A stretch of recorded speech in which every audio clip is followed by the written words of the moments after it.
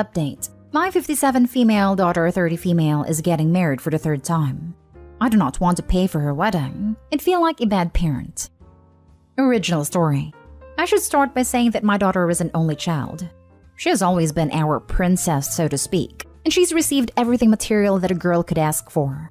Before you criticize my husband, her father, and I for spoiling her, we do realize that we shouldn't have given her everything from a young age, but we didn't know any better back then.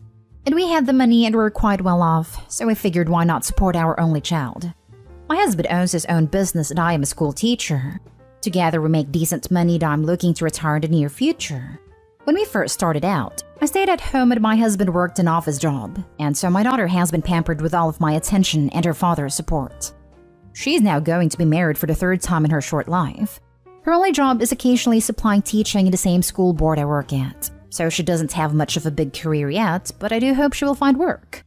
I'll spare you the long of it. She married her high school boyfriend at 22 years old, and they divorced less than 2 years later in a bitter fight. The wedding was lavish, as it was her first, and we truly believed that they would make it work. I guess my husband and I also saw through rose-colored glasses since we were married very young as well, and are approaching our 35th anniversary. My husband and I pitched in around $25,000 for the wedding ceremony and reception, and perhaps another $3,000 for their honeymoon to Europe. The second time she was proposed to by another man she was dating. He was a hard-working blue-collar man, but his family didn't have much money. Again, she asked if we could help out with her wedding, that it was true love this time around. We met the man that he was a stand-up, wholesome person, and so a year after that, my daughter, then 27, was married to the second husband. We paid for most of the wedding cost at the honeymoon to the tune of $43,000. Her then-husband's mother was a nurse, and his father was a deadbeat. They didn't provide much when it came to the wedding itself, and I admit, husband and I did harbor ill will towards the fact that her husband's father's name was clearly printed on the reception and invitations as a generously contributing member of the wedding party.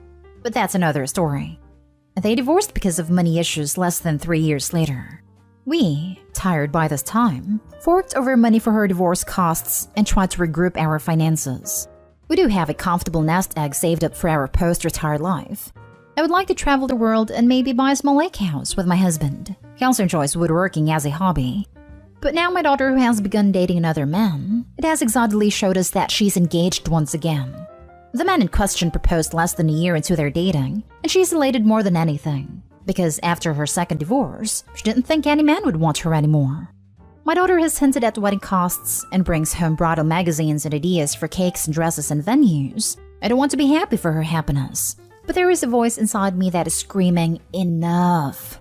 We have spent almost over $140,000 of my husband's and my money for my daughter's 2 failed marriages. Wedding, reception, honeymoon costs, divorce costs. And I cannot believe she's thinking of planning another lavish ceremony at our expense. I've tried suggesting maybe this time she should opt for a small backyard ceremony this time. But she turns it around on us and says that we don't believe in her happiness, and that we are being cheap. She's our only daughter, and her father and I are quite well off. Which, to be fair, she is right. I'm at a loss of what to say to her. Now for the top advice before reading the update. You are continuing to feed into your 30-year-old daughter's spoiled princess lifestyle. She should have been thrilled with 1 wedding, and she got 2. Cinderella needs a reality check. When she starts talking about wedding plans, tell her that you and your husband have talked, and your budget will gladly allow you to pay for her cake. If she whines about you not loving her and believing in her happiness but not financing the entire wedding/honeymoon, pull out her 2 wedding albums. Tell her she had planned 2 beautiful, expensive weddings, but all the money spent on that day did not make love develop or grow in those marriages. Money doesn't equal happiness or love. You support her decision to marry this man and will gladly attend the ceremony however/wherever they want to do. But this is not going to be on your dime as you have retirement to plan ahead. So lots of people have told you that you shouldn't pay. What I haven't seen yet is someone saying she will probably throw an epic tantrum when you put your foot down, and you will have to stick it out or she will win. And the next time you try to put your foot down, she'll throw an even bigger tantrum. This is a well-known and researched behavioral phenomenon known as extinction, which is what happens when you stop reinforcing behavior that used to be reinforced. If you don't firmly say no and stick with it, you are forever screwed. She will say mean things. She'll get really nasty. Stay calm and don't budge. This is a 30-year-old toddler that you've created. All the times you didn't say, no, we're going to bite you in the butt here. But I'm saying be ready. Do not let her manipulate you on this one. It's totally in your power not to write that check. For what it's worth, my well-off parents gave me $5,000 for my wedding in 2008, and I would never freaking dream of asking for their financial support for a second wedding. This exactly. The daughter may even hate herself for throwing the tantrum while it's happening, but that's not going to stop it. It will feel like a part of her identity is being lost and will hurt. That's the sort of pain that makes a person better. And avoid a direct, no, I'm not paying, will only make the situation worse. It already sounds like she's suffering from all this spoiling, that she doesn't understand relationships well and might feel she needs one in order to feel good about herself. By continuing to throw money at her, you're enabling her, and continuing the inner mental pain that can only be fixed by growing up, not with money. If you'd pay for this wedding, start saving for the fourth one. That's what I was thinking. Perhaps being an entitled princess has contributed to the 2 failed marriages. They've raised a monster. Jesus, I feel sorry, not sorry, for them. Now for the update 1 year later. Hello, it's been a long time. I wanted to retroactively thank everyone for the advice and the anger. Must admit that hearing others rage about my situation was pretty cathartic for me. I wasn't going to log back in to post an update. I couldn't even recall the password for this throwaway account, but so many of you gave me excellent advice that I feel I must give an update, sad as it is. Long story short, my daughter is getting her 3rd divorce. We are no longer in speaking terms, and she has broken our hearts. Short story long, as many of you predicted, she threw a great big tantrum when her father and I told her explicitly that we would not be paying for the wedding this time around. We said we would buy her a wedding dress and a cake, but that would be the end of it. That whatever else she wanted would have to come from her and her husband's pocketbook. She said we don't care for her happiness. She cried. She said that we were selfish. Everything all of you said was going to happen.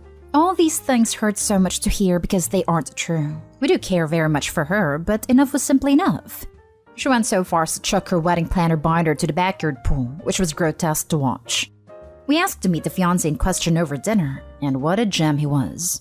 Tattoos all over his knuckles and his neck. Showed up to meet us in sweatpants and an ill-fitting hoodie. Didn't even shake our hand or introduce himself properly. Looked like a trailer trash. When we asked what his occupation was, he said he was a sound technician, which made me feel embarrassed for being so prejudiced. But after a quick conversation at the dinner table, where he behaved in the most disgusting manner, it turns out that he is a freelance DJ. At 39 years old, I believe one should at least be put together, not living with other roommates and working at clubs on weekends. My daughter, I do not know what was wrong with her. She looked at him with such adoring eyes, as if he were the best thing since sliced bread. We doubted that he could provide for himself, let alone a family. I don't know if this was a sign, but aside of this man-boy solidified our decision to not finance a drop of our daughter's 3rd wedding. We still agreed to pay for the cake and the dress, but no more. We even had doubts that maybe this thug was only planning to marry our daughter for the money. We assumed it was true, when we found out she had been paying for a few months' worth of his rent that he could not afford to pay out of her own pocket. Like I said, I don't know what was wrong with her. We gave her a budget of $13,000 for a beautiful dress, and maybe another $2,000 for the cake. The wedding planning itself was a disaster, as my daughter had a meltdown over every single little thing that went wrong, even though I tried to tell her that she could use the $15,000 budget to plan the entire wedding, instead of just spending it on the dress and the cake alone. That was our intention, that maybe she could scale back the dress and cake for a more humble affair. Maybe it would teach her the value of $1. She would not budge. She did not invite us to the wedding, let alone the reception. We don't even know how it was, as we were not shown any photographs afterward. I spent the entire week crying when I found out she had left us out of the wedding party. She came back a few times with a U-Haul and her disgusting husband to take her possessions from our home and moved in with him. While my husband and I were gone on a vacation to New Orleans right before Christmas, we had received several voicemails from our daughter. Her voice was slurring, as if she had been heavily drinking or on drugs. She said that she was going to divorce as he was a freaking deadbeat who couldn't even treat her to a nice dinner.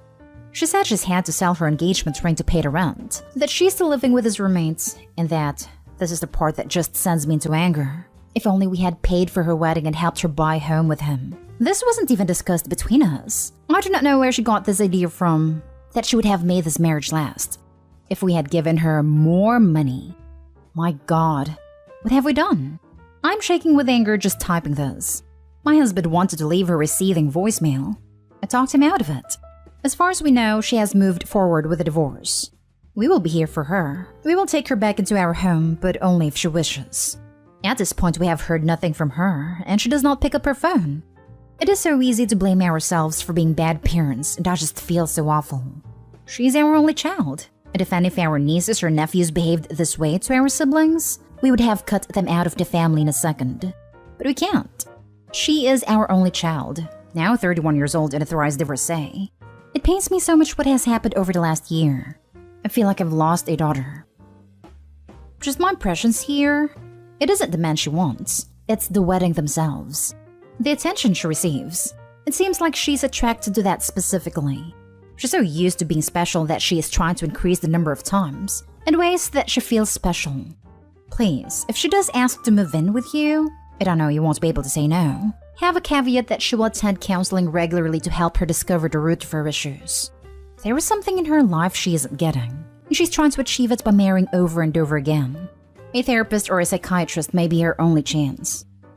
When people are enabled by others for so long, their emotional maturity tends to be stunted. At least that's what I've observed in regards to some of my friends. I am genuinely worried, / curious what will happen to them when their parents aren't able to support them the way they're used to being supported. Yep, this is a result of how a snowflake was raised. Most of the adults I know freaking hate the prospect of having to borrow money from their parents.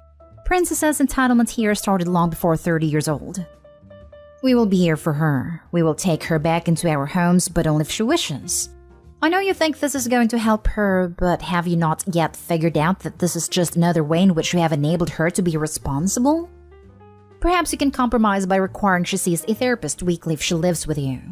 I'm also sad for her and she needs help. Make it family therapy.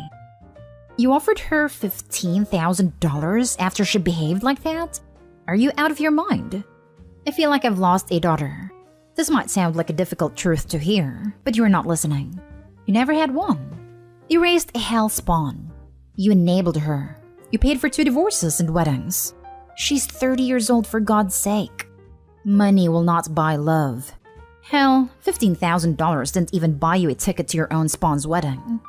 That if only we had paid for her wedding and helped her buy home with him. This wasn't even discussed between us. I do not know where she got this idea from, that she would have made this marriage last.